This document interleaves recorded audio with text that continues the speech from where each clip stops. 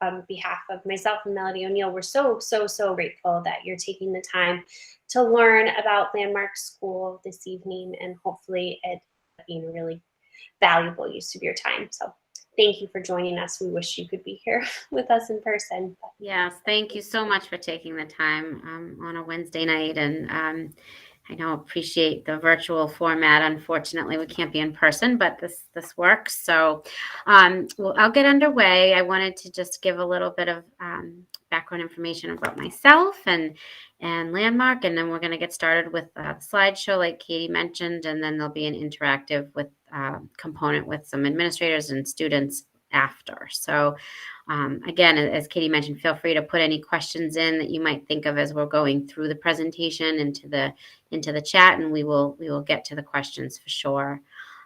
So my name is Melody O'Neill. I'm the Associate Admission Director, and this is the start of my 27th year at Landmark, so I've been here a long time. I worked at the high school for many years as a teacher, an academic advisor. I worked doing early literacy tutorials and working in our expressive language program. And I've been in the admission office for a number of years now, I think around 15 years. So I've had the opportunity to get to meet a lot of students over the years and really enjoy. My focus has been more with the high school kids and really enjoy that. Landmark has been here since 1971. We've passed our 50th year. We've grown a lot in size over the years, but the mission has really stayed the same. So we're going to talk about that, who we work with and what we do. And there are a lot of faculty that have been involved with Landmark for many years, a lot of people that stay here for a long time because of the kids and the amazing progress that we see them make. And it's just really very, very rewarding. So people stick around a long time here. And a lot of people are involved, not only from a professional standpoint, but personal as well. We have a lot of faculty who have kids that have gone here. I have 2 children, and my daughter's a junior in high school and doing very, very well. And she did a number of summer programs here. And my son is currently an 8th grader at Landmark, and we'll be transitioning from our middle school to our high school next year. So I'm also the parent of a couple of dyslexic kids, and so, connected with Landmark that way as well. So what I want to do is, if you can just give me a minute, I'm going to start to share my screen and get the presentation going. And I'm going to check with Katie once I do this to make sure it's working. So just give me a minute to do that. See. So Melody's presentation should take up the entirety of your screen. If it's not loading completely, if you scroll to the center, you'll see an option, a little push pin that will pin it to the screen so that her presentation takes up the entirety of your screen. Now, Katie, yeah. Looks good, Katie. You can see it? Yeah, I think you're right. All right. Perfect. So welcome, everybody. What we're going to do first is to talk about who our students are that attend Landmark. And I always let families know we really do work with a very specific kind of narrow piece of the pie, so to speak here. In terms of the character traits that our students possess and kind of, what we look for a successful Landmark, applicant to know that they're going to do well and access curriculum here is that the students have really good potential cognitively. They're bright, they're well adjusted, and they're really curious and eager to learn. They're motivated, resilient, and really quite capable when being taught in the right way. And that's really important. Even though many of our students have experienced previous school struggles or maybe been in a school placement that hasn't supported them well. And even though they may feel some frustration and lowered self-esteem because of that, they still really want to do well. They're motivated. They want to be in an environment where they can succeed, and they really are quite resilient. And again, that ability to do well is there when they're given the right kind of instruction. In terms of the diagnoses that our students often possess when they come to Landmark, we look at to support students who fall under this umbrella of what we refer to as a language-based learning disability. So this can include a number of specific labels or diagnoses that you might see in private neuropsych testing or public school psychoeducational evaluation.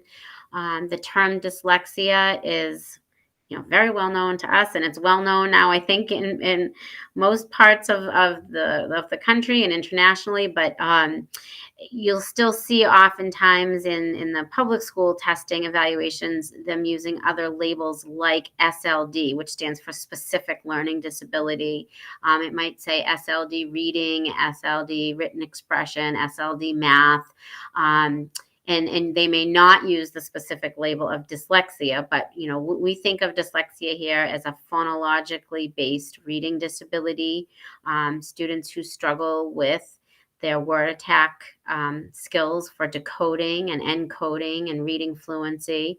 So about 70% or so of our high school students are pretty classically dyslexic in terms of having that difficulty with automaticity for the word attack and decoding and fluency skills.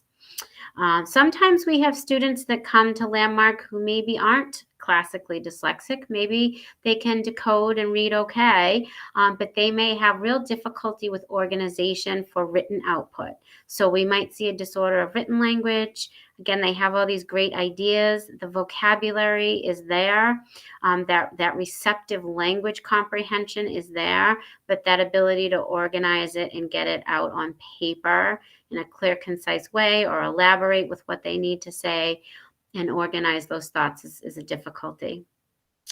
We have some students at the high school campus who may struggle with oral output or an expressive language disorder. What we do want to see if they struggle with the language processing piece, sometimes it's described as a mixed receptive expressive language disorder. We want to see that, again, from a receptive standpoint, they do have average ability with that comprehension of language coming in, but the retrieval and the output may be the difficulty, and we can support that well here. Executive function is a big piece for many of our students. I'd say pretty much all of our students struggle with some aspect of executive function. I think we all do, whether we have a learning disability or not in our lives. We have areas of strength and areas that we struggle with staying organized and initiating tasks and being able to complete tasks and shift sets from one thing to another and have good study skills in place for knowing how to break down a long-term assignment and write a paper or prepare for a big cumulative test. And so we're teaching a lot of these study skills, and the executive function piece is an area where a lot of our students need structured support. And then in terms of the working memory and or processing speed, that's where we see a discrepancy with a lot of our students. Although they're very bright and they're good big picture thinkers, oftentimes their ability to hold on to a lot of information at once or to process something quickly is a difficulty. So these are the areas that the typical Landmark student may display difficulty with and need support with. And that's really it. When I talk about a narrow piece of the pie, it's these aspects of reading, writing, listening, and speaking. Beyond that, again, our kids are bright. They have a lot of potential. They have good social skills. They're able to relate well with same age peers. They do not present with primary social, emotional, or behavioral issues. We're not a therapeutic school, so we're not equipped to support students who have more therapeutic needs.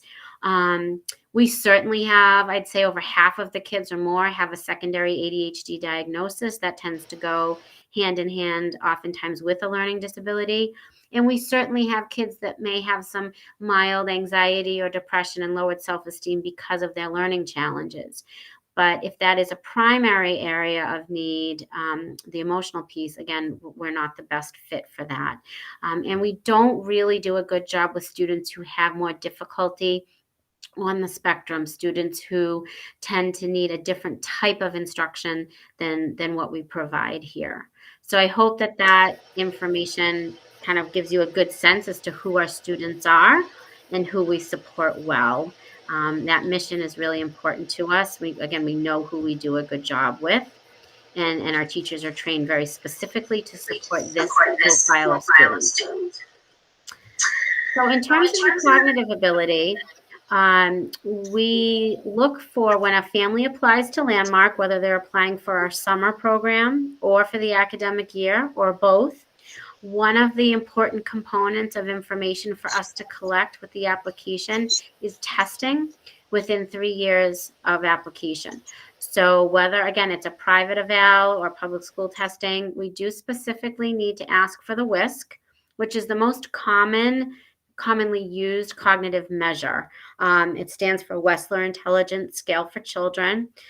There is an adult version of this called the WACE, which if a student is 16 or older, they may have had the WACE instead, which is fine. And so in addition to getting academic achievement testing, looking at areas of reading, writing, and math, and also getting a measure of what we call psychosocial adjustment, which are like rating scales that look at things like attention and executive function and social skills. We need those as well.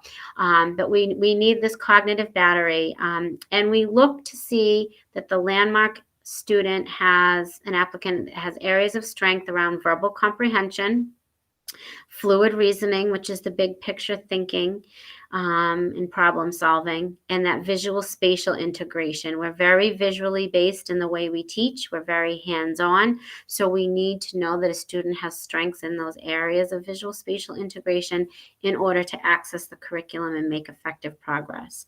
And again, where we typically see the discrepancy happening cognitively is that the working memory and or processing speed, that's where the split may be. It may not be commensurate to the areas of strength of the comprehension and reasoning. I do want to quickly mention here that we work on a rolling basis. There is no application deadline. The sooner you can get us materials, the better. You can submit information piecemeal. You do not have to have everything at once. So you can download and work on the application itself, send along testing you may have, copies of any IEPs or accommodation plans, school reports, and our office will keep in touch with you through email through this process of letting you know what records we do have, what records we might still be waiting on, for example, some teacher references or school report cards or a summary of counseling services form if there's a counselor involved in a student's life, or a med form, something like that. And then once it's complete and we have everything, we will let you know that we now have a completed application for your student. And at that point, we start our review process. That process can take about a month because we read everything very carefully and follow up with folks. And at the end of that, if we feel like we're likely to be a good fit, we will be in touch to set up a virtual screening and interview appointment. And that's really the final step in the application process. So I did want to mention that. Any more questions that you can think of around application process, please reach out to our office anytime, but just know that we do work on a rolling basis. This WISC testing, this cognitive testing, is very important to us, again, just to get a better sense as to whether we can support a student well here. So now that I've gone through that information, I want to start to talk about what's really unique about our program, our day-to-day, what makes for a good language-based school, and how we teach here. So one of the most important components of, and kind of a hallmark of Landmark, who we are and what we do, is this daily one-to-one tutorial. Every student that comes to Landmark that needs any remediation around language and literacy skills, they're going to receive this one-to-one every day. And this tutorial is individualized off of a curriculum. It's an individualized curriculum, off of a diagnostic of goals. And we're looking to, again, target these areas of decoding, reading fluency, reading comprehension, writing skills, study skills, whatever that student needs to focus on in the tutorial. Sometimes we have students that come to us with real gaps in their phonological awareness still existing, and real difficulty with basic literacy skills. And so those students will go into a specific type of tutorial called an early literacy tutorial. And in that tutorial, there are a lot of the students are using a lot of the Linda Mood Bell LIPS program, which is a phonemic sequencing program. It's a phonetic-based approach towards reading remediation. If you've heard of other programs like Wilson or OG or in Gillingham, these are all phonetic-based approaches towards teaching reading. That said, mentioning the LIPS program, I also want to say that we don't want to just have one tool in the toolbox, and we don't want to use just one program. Not one program works best for everyone. So we really want to be pulling upon multiple resources. We pull from Read Naturally and Great Leaps and Lead and bringing elements of Wilson into the program, and again, really tailoring the tutorial to meet the students' needs. So we kind of joke around here that, we have 470 some students and between our elementary, middle school, and our high school, and we have 470 some different programs going on because we really want to tailor the programs, very much, individualize them. And so the tutorial is a key component of what we do here at Landmark. We have about 300 students at the high school, and we have 100 faculty teaching. So it's a 3-to-1 ratio. And we have that many teachers because of the need for these students to have the one-to-one every day in their schedule. This doesn't happen before or after school. It's not extra academic support. It's not a class for a student to get help in science homework. It's its own class with its own diagnostic of goals that happens for 50 minutes every day, just like all the other classes, small group classes happen for 50 minutes every day. Okay. In terms of the classroom and what makes that unique at Landmark, we're looking to have very small classes here. Average size is 6 to 8. We are an approved program by the state of Massachusetts, so we cannot go beyond 8 in the class. Sometimes classes are as small as 4. And we're looking to group students in classes based on their ability level. So we get calls all the time in the admission office asking, for example, is your 10th grade sophomore class full, or is your junior class full? That's not how we admit students to the program. We take students until we're full as a school, or until all of our tutorial teaching periods are full. When you think about, for example, a language arts class where the focus is grammar and written composition, just because 2 students happen to be in 10th grade, if one student is struggling with basic sentence and paragraph structure and you have another student that's writing multi-paragraph or multi-page essays, they shouldn't be in the same language arts class. They're moving at a different pace, different levels, skill levels. So we really look to look at like working memory and processing speed and levels of literacy and levels of written expression when we group our students. We want students to feel like they're being challenged appropriately without feeling overwhelmed, and that their peers in their classes are moving at the same pace that they are. We do parallel the mass curriculum frameworks. As I mentioned, we're an approved program. About half of our students are funded by their districts. Half of our students are privately placed. So the students here are taking content classes that they would have at any high school: biology and chem, U.S. and world history, algebra, geometry. The difference is the delivery of instruction, and I'll talk more about that. And the other piece I want to mention is that all of our teachers here, about 70%, already have a master's in mild to moderate special education, or they're currently working towards that with the Department of Elementary and Secondary Education. Landmark has a relationship with BU Wheelock and their education program. And so the teachers who don't yet have their master's are currently taking courses working towards that and being directly supervised. But over 70% of our faculty already have that degree in mild to moderate special education, besides going through extensive Landmark training as well. So with our approach, what I want to mention is that Landmark's being a language-based school means that we have direct, explicit instruction and skill-based instruction.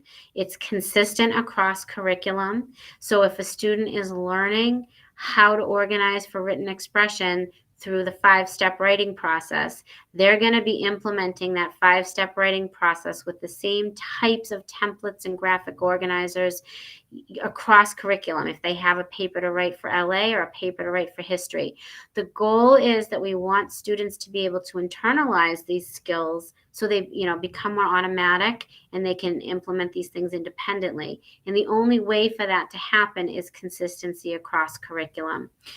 We want students to learn content, of course, but we want them to do it through a study skills approach, a skills-based approach.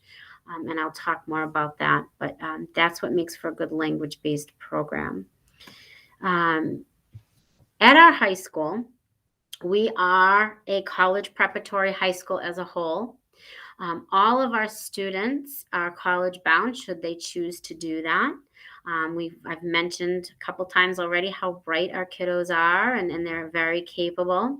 That being said, when you apply to Landmark High School, we then figure out what program and what type of support is going to be the best starting point for a student when they join us. And we're looking at things like levels of literacy and organization for writing and executive function and working memory and processing and all of those things. So we have 3 distinct programs within the high school so that we can get students in the right placement when they start their journey with us here. And then they may move within the programs as they gain skills and make progress. So the first program I want to talk about is our traditional, what we call our Founders Program. The largest majority of students of the 300 at the high school are in our Founders Program. And here's an example of what their day looks like in terms of the content classes that they would be taking. They're in a math, science, and social studies class. Again, these are small group classes, 6 to 8 students. They have language arts, which the focus is grammar and written composition. They get the one-to-one tutorial every day in their schedule, and this might be a founder's tutorial, or it might be one of those early literacy tutorials that I mentioned for students who need to utilize more of the Lindenmuth Bell Lips program for phonological awareness. And then there's a 6th academic in the day that we determine based on that screening that we administer. Is this a student that needs an additional extra reading fluency class? Or if not, maybe they need a study skills class or a literature class to build some vocabulary and comprehension. So we will determine what the 6th class will be based on the student profile. And I do want to mention for parents tuning in tonight and especially for the students listening, I will get to the fun stuff, I promise. Right now we're talking about the academic piece, but please know that the students do have an elective in the day as well. Each of these classes, they're 50 minutes each, and it's the same set schedule every day. So if math is scheduled for first period, you will have math first period every day. It doesn't change. And like I said, there is room for an elective in the day as well. The second program we have at the high school, and we have around 100 of the 300 students in this program, is our Expressive Language program. As you can see in looking at the schedule, it's pretty much identical to the Founders Program kiddos. Math, science, social studies, English language arts, tutorial. The main difference here is that the 6th academic class in the day is an oral expression class. And this class focuses on helping students develop their expressive language skills. We may see that an applicant has an expressive language disorder diagnosis, or through some speech and language testing, it's clear that they struggle with aspects of expressive language. So they would be assigned to an oral expression class where the focus is working on word retrieval strategies, figurative language, multiple meanings, understanding of idioms, being able to elaborate and sequence their ideas in more clear, concise ways. And that's the goal of the oral expression class. So there really isn't much difference between the Founders and the expressive language except for that one class. And then the third program that we have at our high school is referred to as our prep program. We typically have around 40 to 50 kids in our prep students. And the focus there, as you can see with the schedule that's listed, they're still doing math, science, social studies. Their language arts class is referred to as grammar and composition. And then you'll see that there's a literature class and a study skills class. The main difference here that you might notice is that there is no one-to-one tutorial listed. So for these students, the reason there is no one-to-one literacy tutorial is that these students no longer, or maybe never did, require direct reading remediation for decoding and reading fluency. So if we have a student that applies to Landmark and their main areas of need are written expression and executive function, for example, but they may not be dyslexic, then they may be appropriate for our prep program. Or if we have a student who started with us maybe in the Founders or even Expressive Language, and they've been remediated to the point where they are now decoding and their reading fluency scores are in the average range and they no longer require that direct remediation, they may be ready to move into the prep program. So we're still doing all of the Landmark teaching methodology. It's still language-based, multisensory, hands-on instruction. It's still all of the, the small classes and the kinesthetic, but there is no one-to-one because these students do not need to keep working on reading skills. The volume and pace of work is a little bit faster because we know the students can handle a bit more in terms of the reading and writing demands. But again, I want to emphasize that whether a student is expressive language, founders, or prep, it has nothing to do with how bright they are. It just has to do with the skill sets, and all of our students are college bound. So those are the three programs. And there's movement within the programs, like I said. And there are some, every year we may have like 30 or so kids that are doing a combination of programs. The study skills is a really important piece of the high school as well, and Landmark in general, teaching students good study skills strategies. This all ties into the executive function piece. How to take good two-column notes, how to preview relevant vocabulary that is going to be important in a chapter, for example, or in a novel. Understanding the 5-step writing process of how to go from a brainstorm to an outline to a rough draft to an edit to a final draft. The effective test taking strategies, especially if there's a big cumulative test, how do you micro-unit and break down that information and plan and organize for test taking? So these skills are embedded in everything that we do here. Again, it's consistent across curriculum. There are specific study skills classes that students may take, especially by senior year. We're really wanting students to have a senior study skills class where they get exposure to, here's what a college syllabus looks like. Here's how you plan for and conduct research for a big research paper, or a big test that you have to study for. So we're working on those skills. We're introducing them to some assistive tech tools that they'll be using at the post-secondary level. Like most of the colleges utilize Canvas. And so students are exposed to that. And while students are here, we're using a lot of Google applications as platforms for our students. So Google Classroom, Google Docs, Google Drive. We are using some inspiration software as templates for, brainstorming for the writing process. So we're definitely letting the students utilize some technology, but we're not having assistive technology do the reading and writing for the students. This is the last opportunity to really remediate the skills while they're with us here in high school. So we want to focus on that while we have them. Okay, another important component of Landmark School and our high school is the role of the academic advisor. Every student who attends Landmark has a person who's overseeing their schedule. They work really closely, the academic advisor, with the one-to-one tutorial teacher to set up that diagnostic of goals. They go in regularly to observe and monitor progress. For students on their caseload that are funded, they will write the IEPs. And usually a typical caseload size for an academic advisor is around 18 students. They do teach a couple periods a day as well. Everybody here teaches. The house parents teach. The dean of students teaches a class. The head of the high school teaches a class. Everybody's involved with teaching here as well. So the advisors teach a couple periods a day, but the rest of the time they're observing, they're checking in with students and parents, monitoring progress, all of that.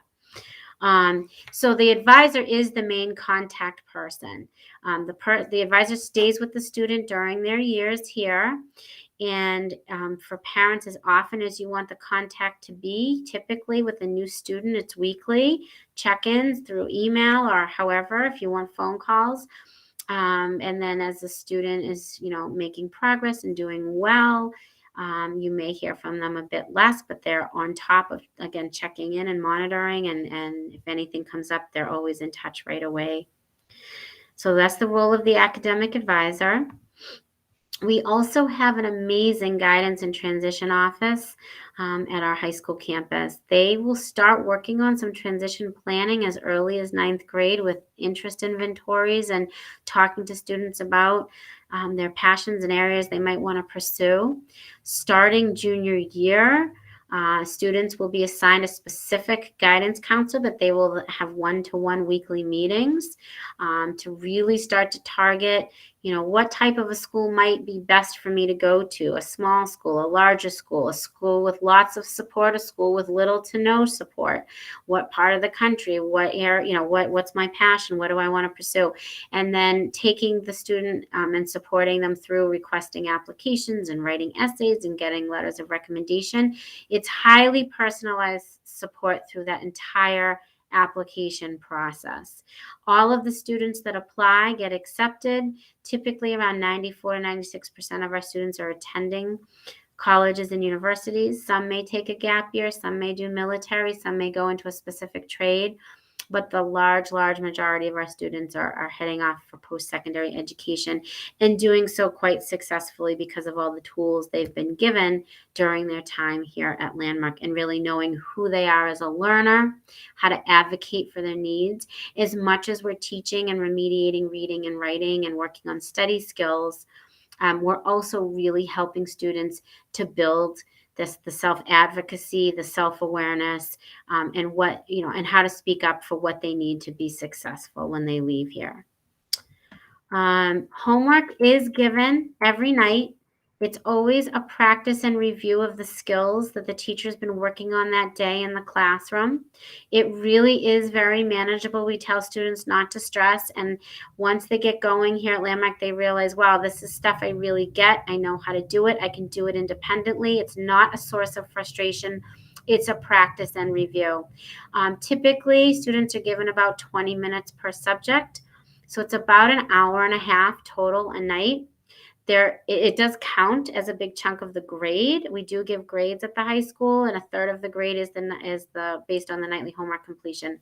We do have homework makeup policy, which happens after school. If a student misses an assignment, they go to get caught up. So that's an important part of our programming here as well. What I'd like to, and I forgot about this couple slides. So I also just want to quickly mention that we do have a commitment to diversity, equity, and inclusion. You can read more about that on our website, but we have representatives at both our elementary, middle school, and high school campus, faculty representatives, and student involvement, and I'm always looking to increase our diversity on campus and provide opportunities from students from different racial, ethnic backgrounds and socioeconomic backgrounds to be a part of this community and be able to access the education here that they need. And also students coming from all around the globe. So we have about half of our students boarding here, about half commute as day students. We have students from all over the United States, typically around 20 different states represented, and a half a dozen or so different countries. And so, it's a nice group of kids from different backgrounds that we get and different locations. And it's nice for local students when they maybe get to go home with a student from the West Coast or a student from another country over a vacation, and vice versa. We may have a student here from far away, and maybe they don't celebrate Thanksgiving or don't want to go home for that 1 week, and they'll go to somebody else's house who lives nearby. And so that's really nice too. So what I want to do now is to shift to talking about what goes on here when the school day ends at 3:15, and all of the extracurriculars and all the fun stuff. So I mentioned about half of our students live in residence. And they do, when they live here, work off of something called a level system. It's levels 1 to 6. Every new student that comes to us, whether they're coming to Landmark as a freshman or whether they're coming to Landmark as a junior, they would start off at level 1. And every few weeks, as they meet the day-to-day expectations, they can request to move up levels and then gain privileges. And the goal of this residential curriculum is really to promote the effective time management, organization, self-advocacy, and healthy decision making. And so we're trying to structure the day from the time they wake up until the time they go to bed at night, going to an afternoon activity when school gets out, having some dinner, having some free time to hang out with friends, and then getting ready for structured study hall, which happens from 8 to 9:30 at night. Teachers live in the dorms and do coverage in the dorms, those that don't live there, and they're there to support the students during structured study hall. And then students have a certain bedtime based on what level they are. So for example, at level 1, a student might have a 10 o'clock bedtime, and they're having somebody wake them up in the morning and make sure they get checked out on time to go have breakfast. And they're sitting at their desk with their door open during study hall. And somebody who's level 5, maybe by Thanksgiving break, they can get to level 5 if they've been taking care of basic day-to-day, being on time for things and getting homework done. So level 5, they might have 11 o'clock bedtime and be able to have a fridge and TV in their room and a gaming system, and be able to order food from local restaurants to be delivered and check themselves out in the morning, and be able to shut their door during study hall and be on their bed if they want. So these are privileges that they can earn as they show us they can handle the responsibility, and they're mature, and they're taking care of their schoolwork and day-to-day expectations, and navigating residential life basically successfully. So that's how the level system works, and that's in place from Sunday night through Thursday. Friday starts the weekend. We have trips all over. We're really fortunate with our location being 30 minutes north of Boston and being on the ocean and being near local mountains for wintertime skiing and snowboarding, beaches in the summer, going into Boston, going to the movies, going to Chipotle, going to rock wall climbing and laser tag and paintballing and outlet shopping and all kinds of stuff, you name it. So we do a lot of trips on the weekends. And for students who are day students, please know that you can be on campus as much as you want to, really, until we're shutting down the dorms at night. So you can, over 95% of our day students stay and participate in afternoon activities. We want you to do that to feel more a part of the community. Many day students will stay through supper and head home after rush hour. They can be involved with weekend trips if they want to. If we have a late night on campus, this is obviously not in the world of COVID, but once we get through this, we've had day students staying boarding students' rooms for the night if they need to, like maybe there's a late play practice, maybe there's a dance that night, maybe we're leaving at 6 a.m. on a Saturday morning for a ski trip and they want to stay in a friend's room. So we really want the day students involved and on campus quite a bit as well. So in terms of all these extracurriculars, please know we have an amazing visual arts department with all kinds of 2D, 3D media art, drawing, painting, printmaking, digital art, ceramics, photography. These are elective classes during the school day, so there are options, to take them as an elective, but also they're available after school where you can be in the art building and be doing some of these activities. We have an amazing performing arts department with band and chorus and drama and dance and theater tech. We have a fall and winter play and a spring musical that we do. And students can be involved, again, taking something as an elective class during the day or being involved after school as an activity. We do have a very robust athletic program. We compete with other private schools in the area. And in the fall, we have JV and varsity teams. So in the fall, we have soccer and cross country and golf and girls volleyball. In the winter, we have wrestling and basketball and indoor track. Some years we've had swim team, some years we haven't. It depends on number of students interested and that type of thing. We do go to local mountains for skiing and snowboarding in the winter as well on Saturdays. In the spring, we offer tennis and lacrosse and baseball and outdoor track and sailing. So there are a lot of opportunities to be involved with athletics. And I just want to mention that for electives during the school day, we have regular gym class, we have basketball class, weightlifting class, and yoga class. And you can do weightlifting after school and you can do yoga after school. We have a working auto mechanics shop on campus with car lifts, and students are doing that as an elective during the school day or after school as an activity. We have a wood shop, and there's woodworking in both building classes.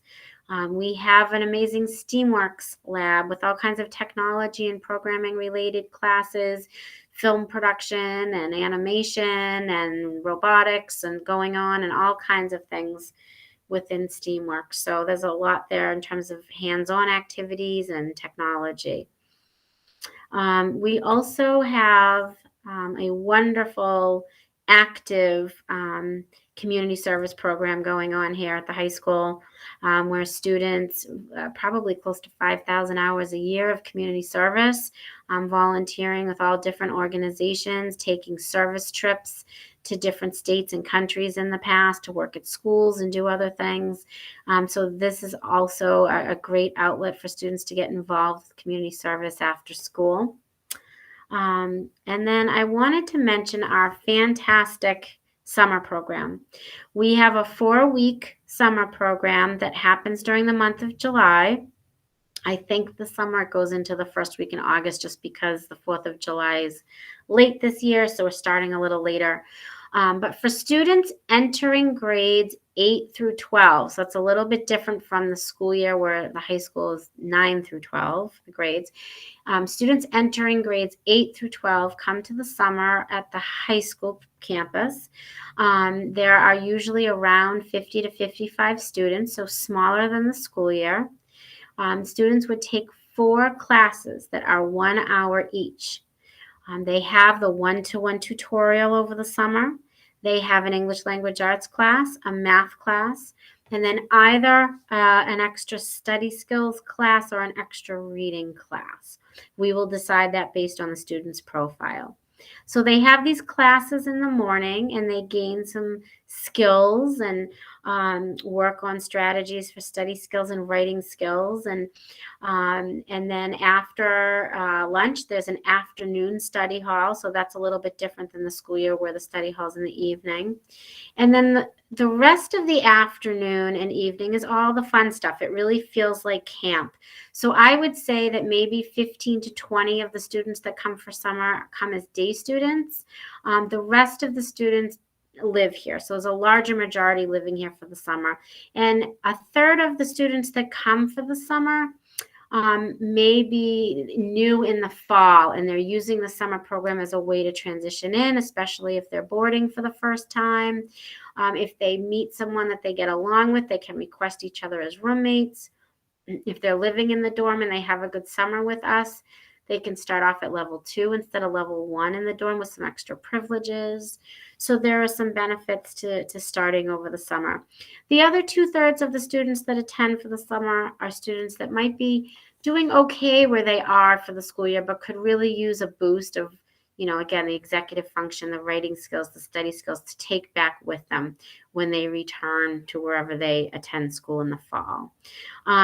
So students can either, if we have a day student coming for summer, they can choose to just do the half day of academics and go, or they can stay for an extended day which means that Monday through Thursday from 2:30 to 4:30, they're picking one of the 5 options that we have for an afternoon activity. For a student who lives here as a boarding student, they have to pick an activity.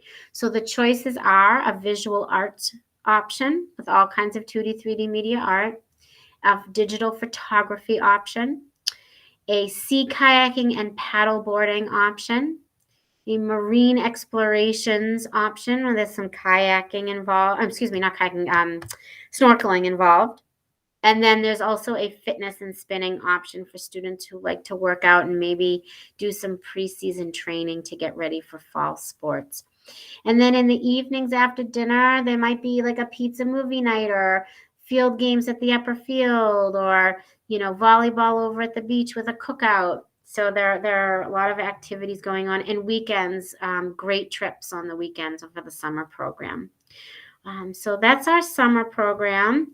And that's the presentation. So let me get out of this. I think I timed it pretty much exactly to 7:15 here. Let me close this out and stop presenting.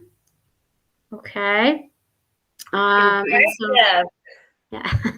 So now I think we have some administrators that have joined us, which is great. And I'm sure Katie will have them go through introducing themselves and we can go from there. Perfect. A lot to digest. Thank you everyone for your attention. Hopefully that was helpful. I'm really excited to introduce some administrators that are joining us this evening. I'll have them introduce themselves, but at this point, you're really welcome to populate the chat bar with any questions. Again, the next 15 minutes will be dedicated more so to our admin team, but then around 7:30, the tenor of the questions will likely change as we welcome the students on. So without further ado, I'd like to introduce you to Bill Barrett, the head of the high school. Bill. Hi, everyone. Great to have you here. As Katie mentioned, my name is Bill Barrett, and I'm the head of the high school. This is my 7th year in this position, but it's my 26th year at Landmark School. And like all administrators, I also teach in the classroom. So I am a history teacher. I work in the social studies department. A little about me, my wife, Christine, is a department head at the high school. She has also been at Landmark for 26 years, so it's definitely a family operation. We have 3 sons. My youngest is a junior in high school, but our middle son actually went to Landmark for 2 years. So I appreciate you being here, and I know personally what a big decision this is to think about changing schools and to consider that move. For our family, it was a great move. In so many different ways, but it's great to have you here, and hopefully we'll share some information that's relevant to you and your child's situation and be able to answer any of your questions. But again, thank you for taking the time and for being here. Thank you, Bill. Next, I'd like to introduce our academic dean, Ariel Martin-Cohn. Hello, I'm Ariel. This is my first year as academic dean, but my 7th year on the administrative team. I was assistant academic dean prior, and my 17th year at Landmark.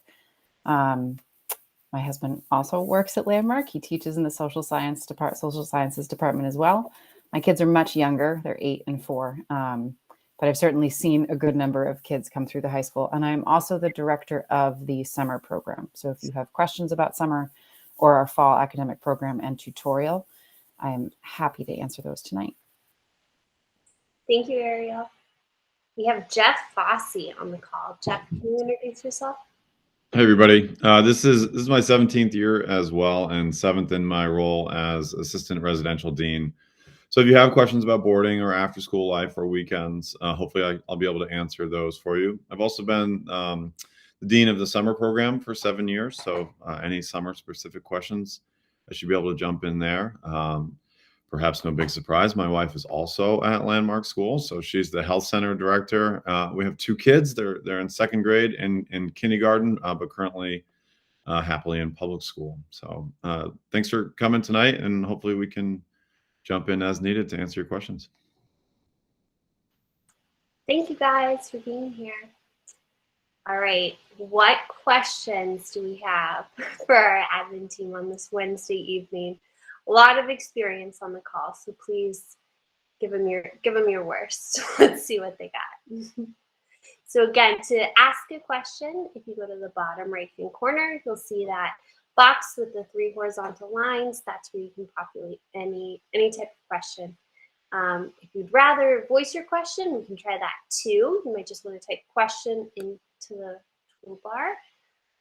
But please, any questions more so aimed at administrators, we'd be happy to address now. And then the energy in the room will come up once we have our boisterous students join in. Ooh, okay. I'm not sure how to open the queue, but I'm going to call. Ellie, would you like to unmute yourself and ask your question? Oh, yes. Hi. Thank you so much. It's so exciting to hear all the things that you offer. And I have a question related to boarding and also a question related to activities. One is my daughter loves to cook and to bake. And I know at some schools there are opportunities to be involved in that. And I don't know if that's part of, an opportunity at your school. And the other thing is, I'm curious in terms of boarding, do kids have chores or do they have responsibilities? What is asked of them in addition to academic work? Sure, I can jump in. So the first question with regard to after-school activities, we have a basket of activities that we roll out every season. So just like athletics, our activities will change seasonally. So for this fall, we had a student on campus who was really passionate about rock climbing, others who were passionate about fishing. We decided to put our sailing team in the fall as well as the spring, in part to respond to the desires for folks to be outside as we continue in this COVID environment. So that's sort of just to say that we don't have a cooking club right now, but we have in the past, and I would be happy to roll that out because that's actually been on my mind. I think it's something that students would engage with. And so just to give you more of a sense of that, athletics take place after school every day, and they end based on, whether it's a game day or a practice. But then our other basket of options, including after-school activities, run Monday to Thursday. They're available to day students as well as our residents, of course, and they end a little bit earlier. So our activities tend to last about 60 to 90 minutes, depending on the day, depending on the activity. But, in all likelihood, if she came in the fall and was really interested in cooking, and we would try to make that happen. And it doesn't take too many students to make a club or an activity come together. Really, it's like, I would look for a minimum of 3 or 4, and I think that we could find that. And then with the second part regarding, life on campus, they do have chores. And so that rotates. So most dorms, or what we call houses, will assign responsibilities. And so that's everything from taking out the dorm trash to recycling, to taking ownership to vacuuming in the hallways of the dorm.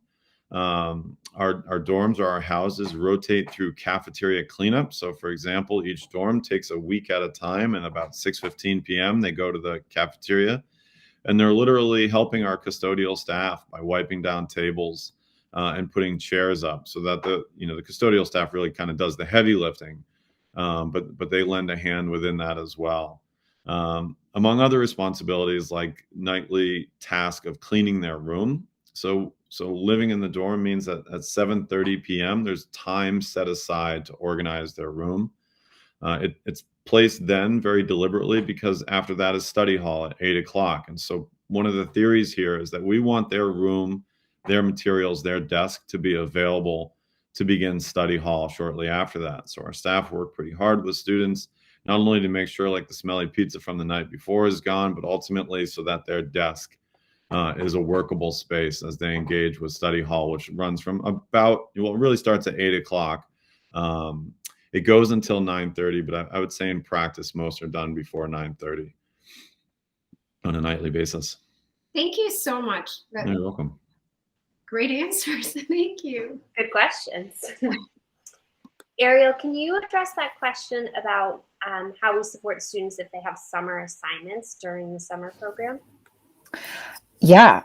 So if they're a day student, well, either way, there's a study hall at the end of the day. So there's 4 class periods and then a lunch break. And then I think the timing is 1:30 to 2:25. There's a study hall that's in our classroom supervised by advisors and summer program teachers. So whether they're an extended day student, a resident, or an academic day only, they're welcome to stay for that study hall to get their work done at the end of the day. The goal is really that by 2:30, their backpack is literally and metaphorically zipped up and they're done with academic work and can engage in activities or go home and enjoy the rest of the day. So there shouldn't really need to be much parent participation in summer program work unless students choose to leave right after lunch and do their work at home, which is an option available to them as well. Great. Beth, in terms of the application to the summer program, it is the same application. We just need 2 to 3 letters of reference for the summer program. If you have any other questions, we can talk about that. Nicole asked a good question about testing. Landmark does not test students, but we can certainly help connect you to the right people. So I'm going to put my email in the chat, and you're welcome to reach out.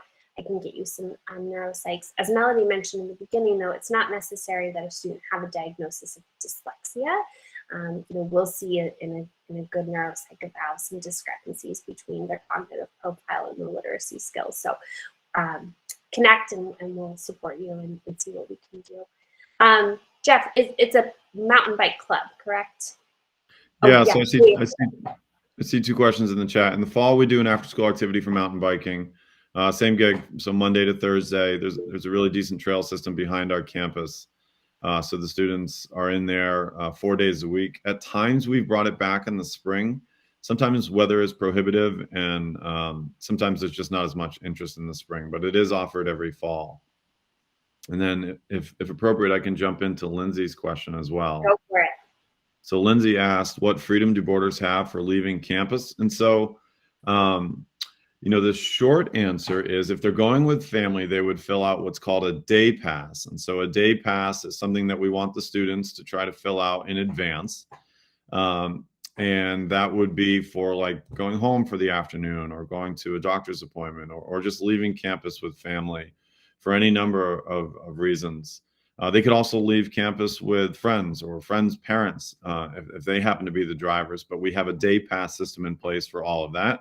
It requires parent permission ahead of time, and it would go through the house parent. On the weekend, it's similar. So our residents can always go home on the weekends. There's a pass system for that. And then similarly, if something pops up and they have an activity with a friend nearby on Saturday afternoon, there's some paperwork and some emails to make sure that the permissions are in place. But they're allowed to leave campus in those instances. And then as they get older, or if they're coming into our system as a junior or a senior, we do have students with cars on campus.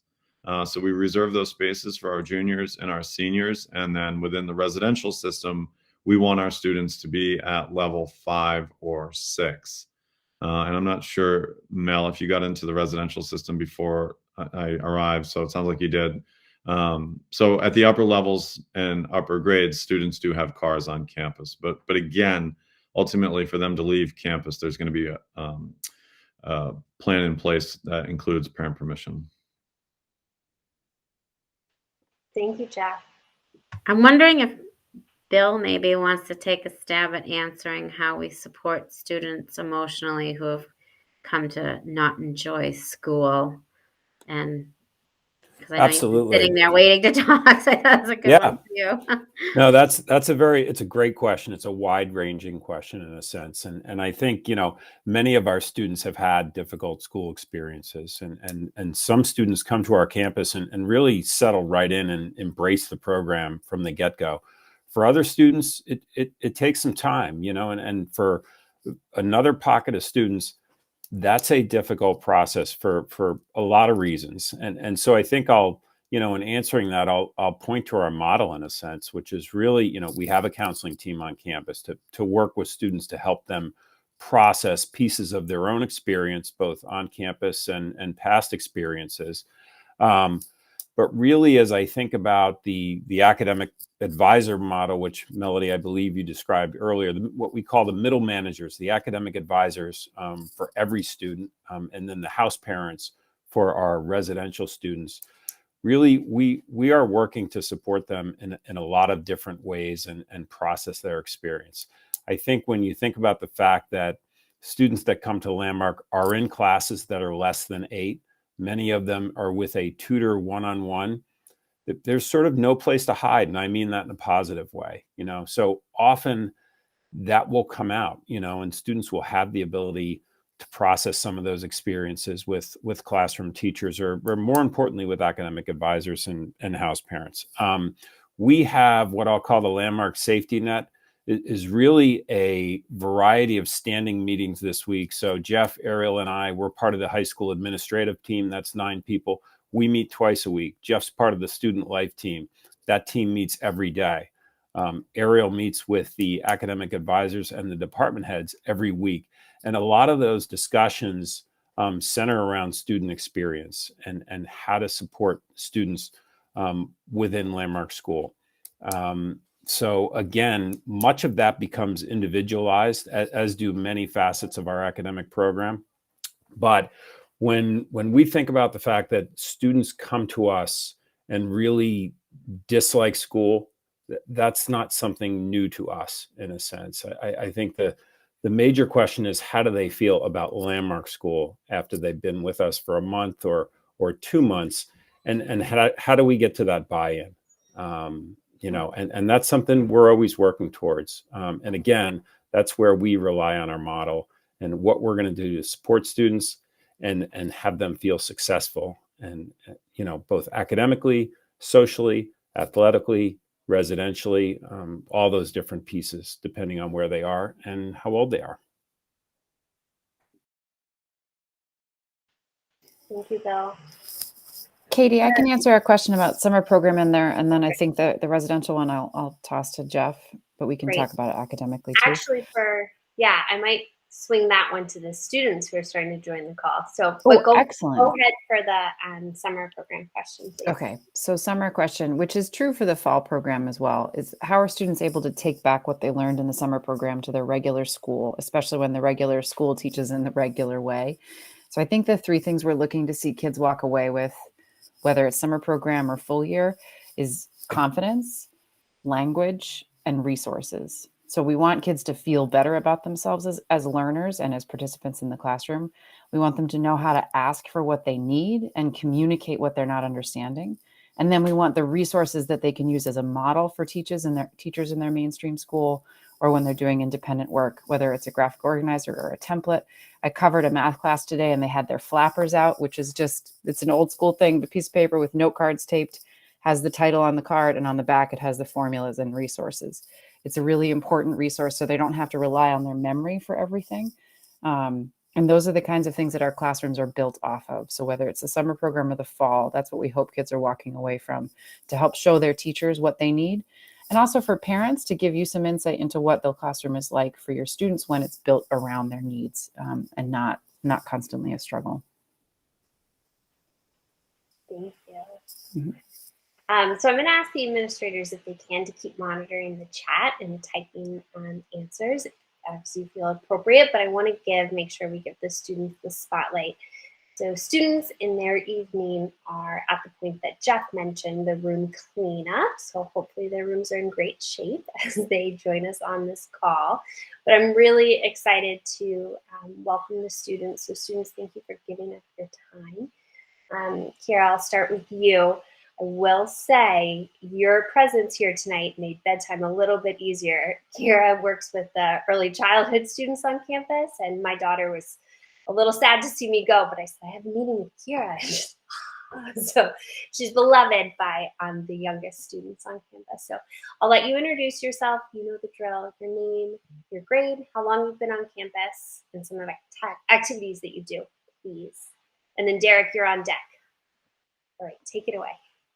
Okay, so hi, I'm Kira. I am a senior at Landmark, and I have been here since 5th grade, so about 8 years.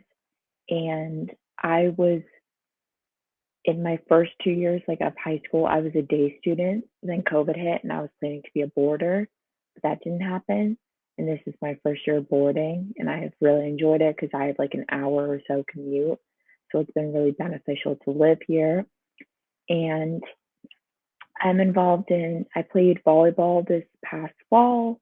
I'm vice president on the student council. I'm involved in senior council.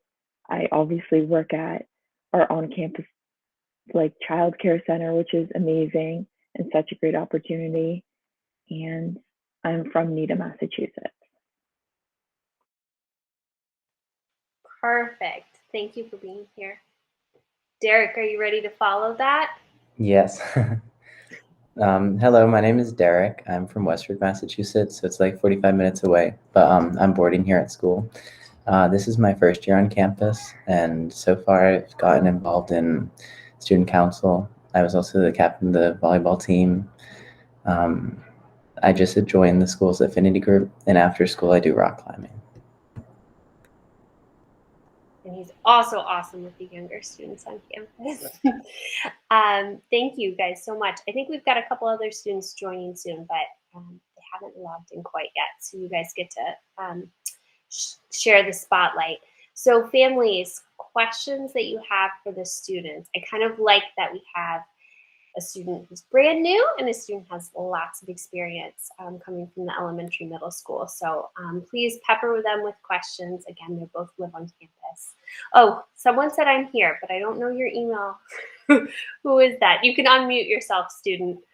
Hi, my name is Dylan. Am I logged in with my regular email? Oh, there you are, Dylan. I'm sorry. Hello. I'll introduce myself now. Yes, please.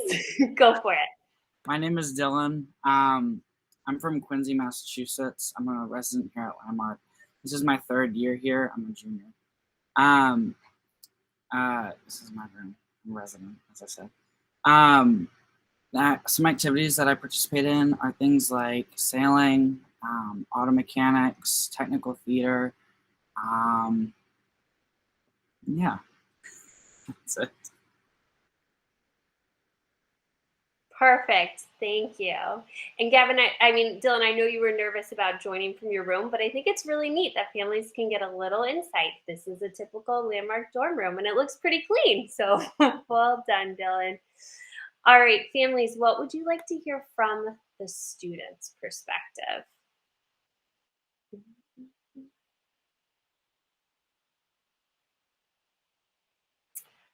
Good one. How often do you guys see your parents? Yeah, go ahead, Dylan, jump in. Okay. So I often see my parents every other week. It depends on if we have Saturday school. I'm sure Saturday school might have been mentioned. No? Okay, so Saturday school is basically you have Saturday school. It's a half a day, and you're able to choose like an activity. Last week we had gingerbread making, like gingerbread house, and sometimes you have mandatory for like health.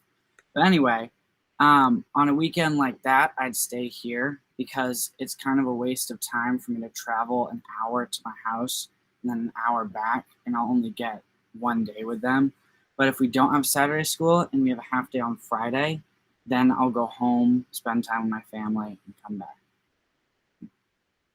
Dylan, can you just mention how often we have Saturday school? I just don't want people thinking it's every weekend. So how often do we have Saturday school? We have Saturday school every month, right? Eight times a year. Eight times a year. And what's the benefit of Saturday school? What do we get? What's the benefit of us doing that 8 times a year? The benefit of Saturday school is that, I believe, so we don't, so we can get out of school earlier. Right. So logistically, calendar wise, it means that we're out a week earlier, but it also, like you mentioned really well, Dylan, it's a way for us to accomplish our health and transition curriculum without disrupting the academic day. So we put a lot of important transition workshops in there for post-high school transition conversations, health and wellness, ACT, SAT testing happens, and then teacher-directed activities that are seasonal and relevant to what's happening either like around the holidays or just kind of global or current events. Yay. All right, so Derek, this next question's coming to you. So as our newest student, you probably have the most current memory of your last school. So the question was, how is the Landmark classroom different from your previous school environment? So I've definitely noticed a big difference. My old school, the classes were like 23 to 27 kids. And here the classes are like under 8. So in my old school, I could just easily like hide in the back and just get away with like not paying attention. But here I feel like the teachers just like you can't hide, which is a good thing. And I feel like it's just like a better learning environment for me personally, having a smaller classroom size. Because then I can ask more questions and the teachers can like cater to like my learning styles better. Great answer. Well done. I'm seeing nodding from our other 2 students. You guys agree? You did well. Okay. How about this question? Do the day students and the boarding students hang out together? What do we think, guys? Yeah. I would say yes, as I think the other 2 can probably chime in. Like, I was once a day student. I had some friends who were boarders and vice versa. Like, now I'm a boarder and I know a lot of day students, and I think it's not really necessarily like these are the boarding kids and these are the day students. Like, sports teams and clubs are a great way to like get to know people outside of your program, or whether you're a day or boarder. So yes. Yeah, go either one. Let's go with Dylan. Okay. Also, I remember in my old school, you just dive right into school and you'd be, okay, here you go. Here's like an open plate. Here at Landmark, we have an orientation program, which I think is amazing. And it's a week of community building, getting to know each other. You do like lawn games. You basically are able to introduce yourself and say, this is who I am. And you kind of, you get to know the community you're coming in, and you're not just going into this clueless, thing, which I think is great. Nice job, guys. Show of hands. Do you guys do your own laundry? Ah, nice. Okay. Back to Nicole's question. What happens if you're struggling to read an assignment for your homework?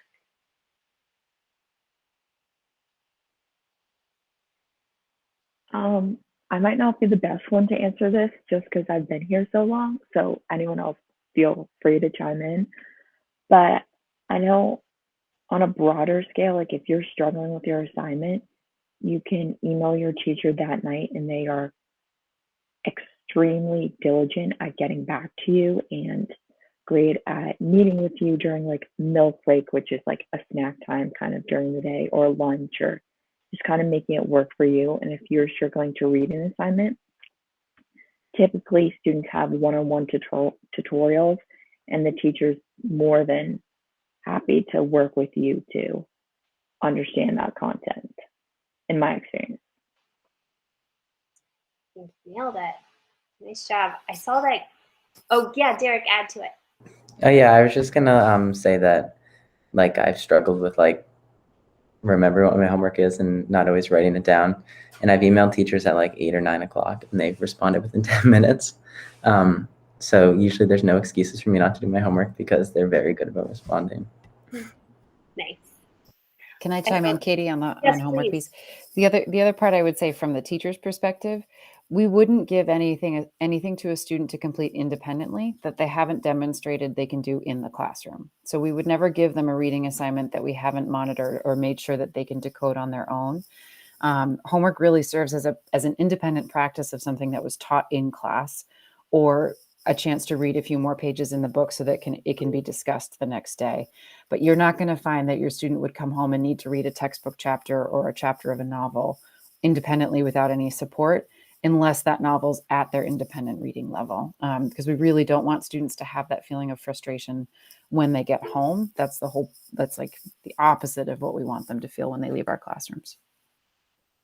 Thanks for that. That's important clarification for sure. I want to introduce Gavin Sullivan, who just joined the call. Gavin, you're going to say your name, where you're from, the fact that you're a boarding student, and then some of the things you've been involved in on campus.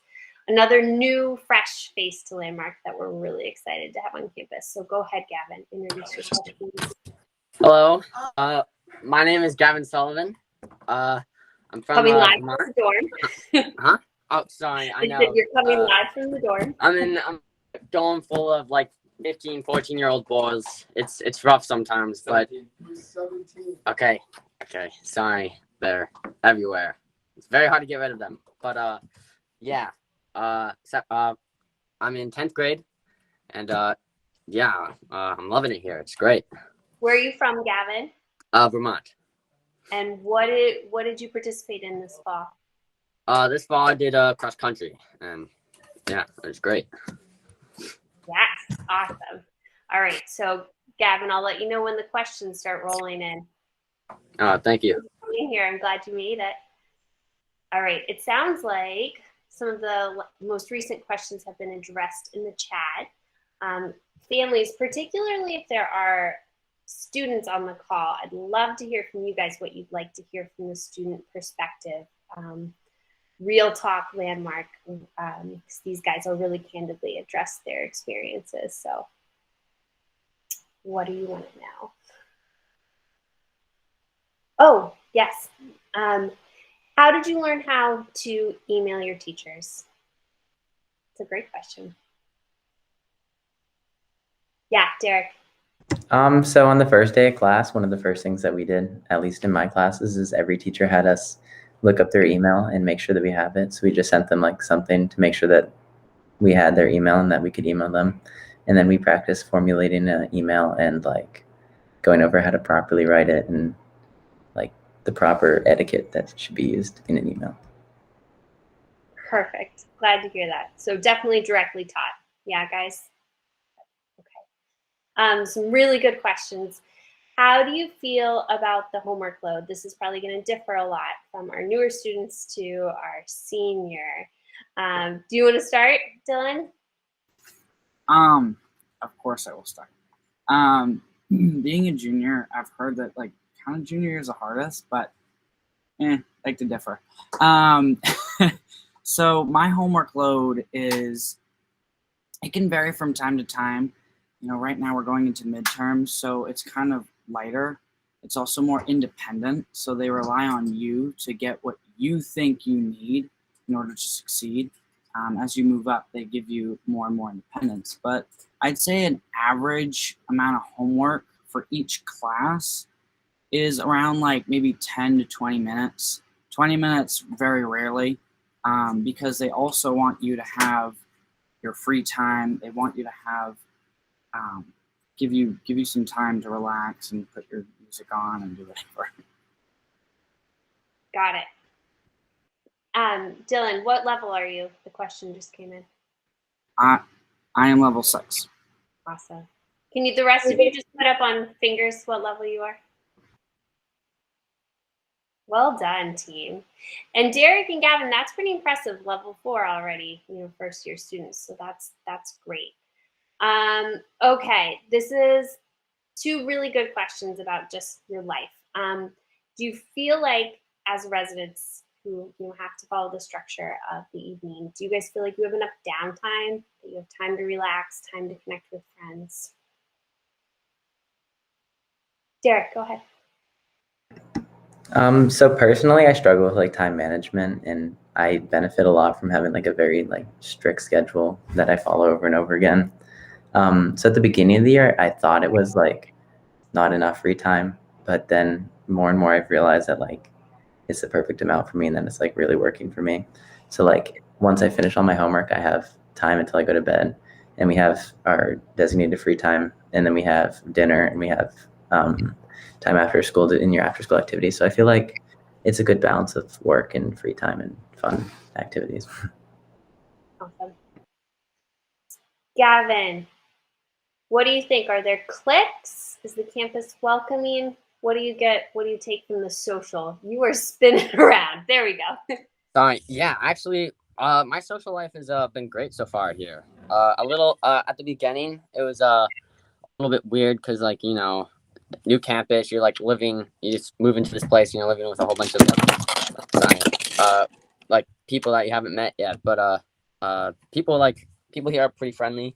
They warm up to you really quickly, and because there's like not that many people, you get to know them really well. And also a great thing about Landmark is like they put a lot of time and care into like sorting out like roommates and stuff for the dorm life. And so like me and my roommate were pretty good friends. So it's been been pretty nice. Awesome, Gavin.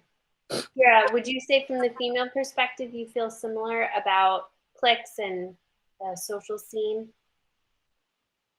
Yes, I think like the boy to girl ratio, there's definitely less girls.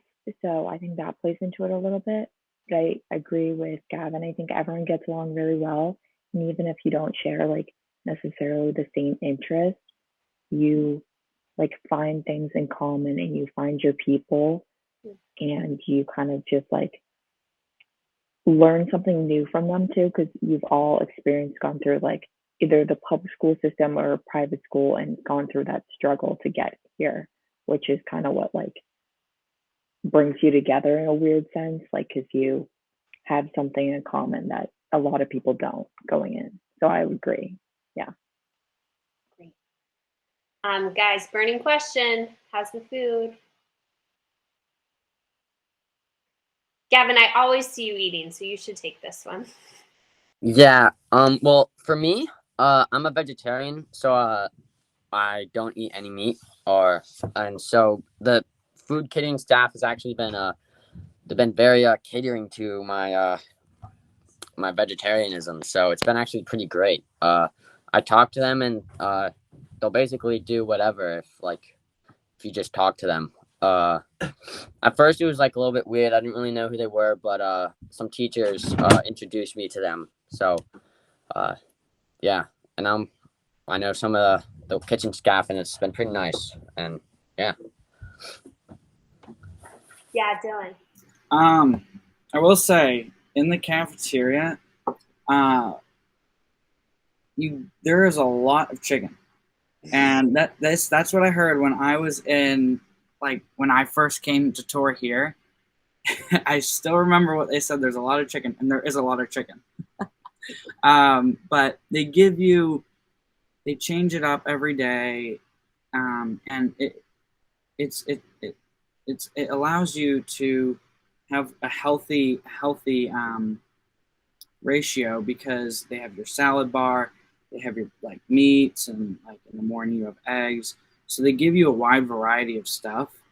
Just depends on like if you want to eat it or not.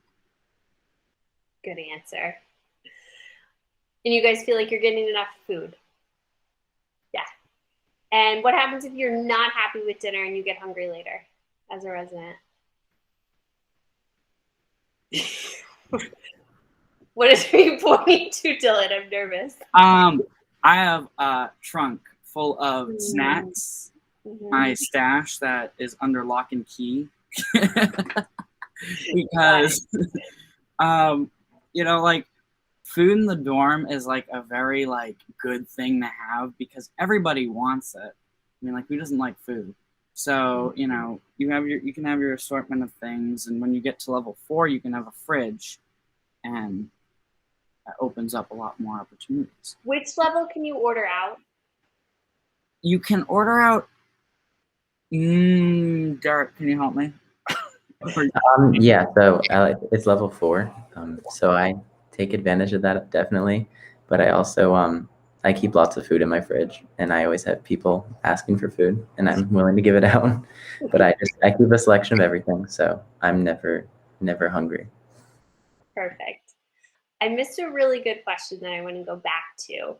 What you like best about living on campus and anything you don't like. And we can expand this too. Maybe if we think about it more holistically, like your favorite thing about Landmark, including living on campus, and anything you might change about your Landmark experience.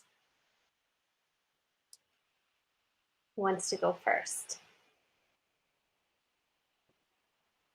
I can go first, I guess. Yeah. So Sorry, there might be a little bit of yelling.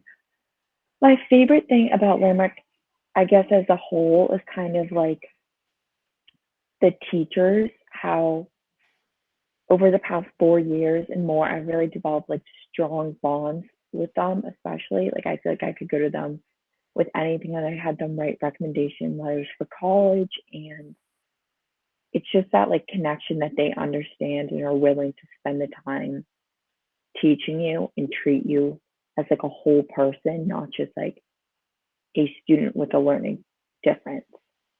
And that's kind of what I've experienced. And like I've gotten to take a lot of interesting classes my senior year, and that's what I've really enjoyed. And then as a boarder, I've enjoyed like not having the commute and getting to meet more people. But I think it's definitely harder coming in senior year because it's kind of like, at least for me, I know my limits and I'm a very organized person and everything.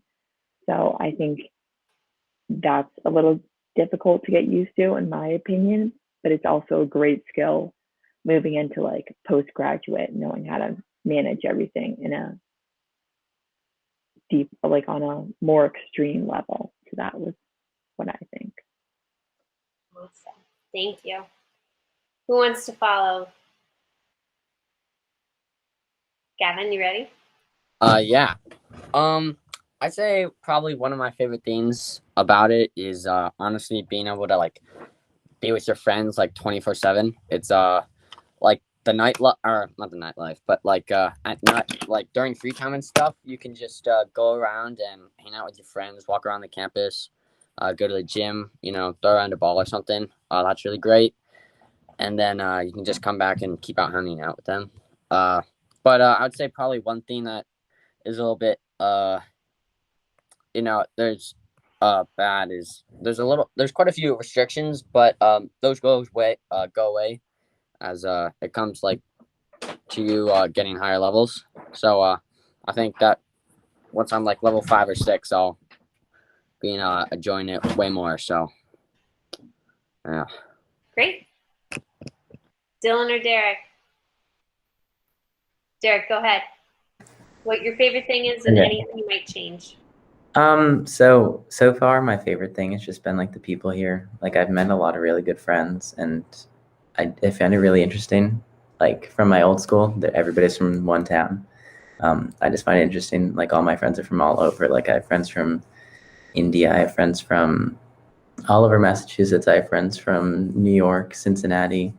And I think it's just cool to like hear about like their experiences growing up, and like eventually being able to like go back home with them and see like where they grew up and who they are. And like, so that's my favorite part so far. And something I could change, honestly, there's nothing I would change. One thing, it's an unpopular opinion, but I would like a stricter dress code. Because I don't know, I like getting dressed up. I feel like it makes me, I don't know, dressing up and like being in dress code makes me feel more confident, and I feel like I'm more productive. But there's a lot of people who feel otherwise, but that's mine. I love it. Thanks for voicing that. Dylan, you get the final word. Hello. What am I doing? Favorite thing. Okay. Favorite thing and anything you might change about Landmark. My favorite thing is honestly just everything. I mean, everything works together so well here at Landmark compared to my public school. Like I wouldn't know what anything was. I don't even know what was going on. Just sitting there in a weird chair that was broken. But here, there's the sense of community is just so good. You like all the schoolwork and all that you don't think about that as a bad thing. You have so many other things that you're allowed to do and enjoy that feels great. And I come home here every day feeling amazing, ready to go the next day after school. And one thing I would change is number one, my one pet peeve is having to pay for like quarters for the laundry. Like we need, like, honestly, I see shaking heads. I appreciate that. Like It's so annoying. But that's really it. And like, actually going on with what Derek said, I mean, stricter dress code, it would make you like look more professional, and I completely understand that. I actually do think that's kind of a good idea, but I'm not going to agree with it because I can't. But I like that you respect his opinion. Good work.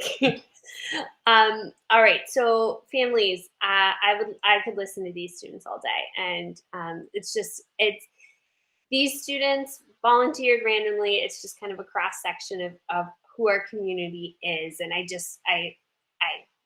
they're very. I'm very appreciative of their time, but I do want them to be dismissed from the call because it is 8 o'clock, and now this is officially the start of their study hall period. But students, thank you for your honesty, and I love hearing from you guys. I appreciate you taking the time. So you guys head off. I'll send it back to Melody to wrap us up. And thank you again to Bill and Jeff and Ariel, our administrators, for joining the call and for everyone's time. Thank you, students. Thank you guys. Have a nice day. Thank you guys so much for taking your time. You always are wonderful. You're the best part of the evening for sure.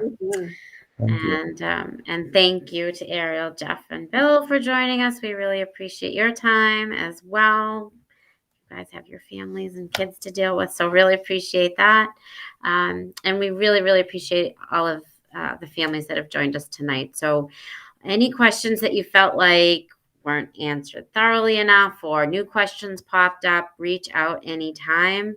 Call our admission office, and we're happy to talk with you further.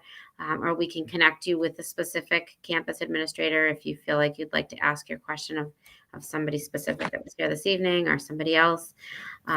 So we're happy to take that time to talk with you. And just know that, again, through the application process, we'll be keeping in touch through email about materials that we've received and what we still need, to make the application completed. And we'll take you through the whole process. So Mel, there was one question in there about college and transition. Okay. And I'm going to put a link to our transition and guidance office, which has an incredible amount of resources. I think most students would say that they do feel prepared, but we also spend a lot of time working with students to make sure that their post-high school plans are really appropriate for their skill set and their desires for their life after high school. So one kid's college experience is different than another's, as it should be. Yeah, that's great. Thank you for doing that. I would say in speaking with some alum over the years too, a lot of them have said that they almost feel like they have a little bit of a leg up. Like they may be the student with the learning challenge and learning disability, but they've gone through so much in discovering who they are as a learner and being able to advocate for their needs and having good study skills in place and time management and executive function skills that I think a lot of typical learners in public school don't get. So their ability to go off to post-secondary and be successful, I think is really strong for our kids because of that, because they've had that direct teaching of knowing, again, what they need to do to advocate and how to manage their time and all of that. I always say, I wish, for every student in public education that they have to do some type of a senior study skills class where they learn how to manage themselves at the post-secondary level, because you need that as a life skill. So anything else that anybody wants to ask before they sign off tonight quickly? And otherwise, again, thank you so much. And you can log off at this point and then reach out to us anytime you have extra questions. And the recording will be sent to you via email. Yes. Thank you, everyone. Thank you again. Good evenings.